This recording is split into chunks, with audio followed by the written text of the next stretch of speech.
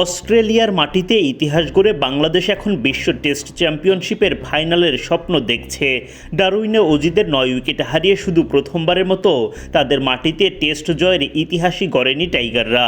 একই সঙ্গে বিশ্ব টেস্ট চ্যাম্পিয়নশিপের পয়েন্ট তালিকাতেও দাপট দেখাচ্ছেন।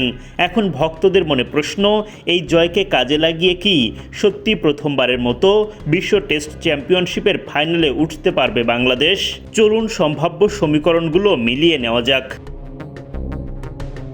অস্ট্রেলিয়াকে হারানোর পর বাংলাদেশের পয়েন্ট শতকরা হার বেড়ে দাঁড়িয়েছে 66.67%।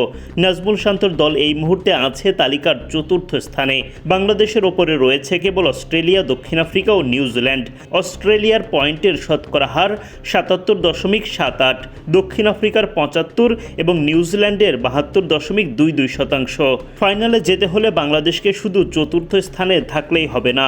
টেস্ট চ্যাম্পিয়নশিপের নিয়ম অনুযায়ী লিগ পর্ব শেষে পয়েন্টের শতকরা হারে শীর্ষ 2 দল সরাসরি ফাইনালে খেলার সুযোগ পাবে, অর্থাৎ বাংলাদেশকে অন্তত 2 নম্বরে উঠে আসতে হবে। অতীতের হিসাব নিকাশ ও পরিসংখ্যান বিশ্লেষণ করলে দেখা যায় ফাইনালের দৌড়ে টিকতে হলে একটা দলকে চক্র শেষে অন্তত 65% বা তার বেশি পয়েন্ট সাফল্যের হার ধরে রাখতে হয়। বাংলাদেশ বর্তমানে 66.67% পয়েন্ট নিয়ে সেই ফাইনালের দৌড়েই অবস্থান করছে। এই অবস্থান ধরে রাখতে হলে আরও বেশি ম্যাচ জিততে হবে। 2027 সালের লর্ডস ফাইনালে খেলাই যদি বাংলাদেশের মূল লক্ষ্য হয়, তবে শান্ত মিরাজদের সামনে আরও কঠিন সব পরীক্ষা অপেক্ষা করছে। অস্ট্রেলিয়ার বিপক্ষে চলতি সিরিজের শেষ টেস্ট বাদেও এই চক্রে বাংলাদেশকে আরও খেলতে হবে দক্ষিণ আফ্রিকা, ইংল্যান্ড ও ওয়েস্ট ইন্ডিজের বিপক্ষে। প্রতিটি দলের বিপক্ষে 2 ম্যাচের সিরিজ রয়েছে টাইগারদের। লর্ডসের টিকিট পেতে হলে এসব কঠিন সিরিজ থেকে অন্তত 60 থেকে 70% ম্যাচে নিশ্চিত জয় কিংবা ড্র তুলে আনতে হবে।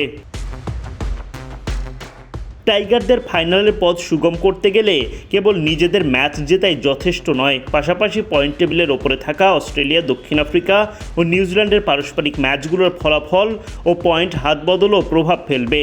একই সঙ্গে স্লো ওভার রেটের কারণে যাতে মূল্যবান কোনো পেনাল্টি পয়েন্ট হারাতে না হয় সে বিষয়েও বিশেষ নজর রাখতে হবে শান্তদের।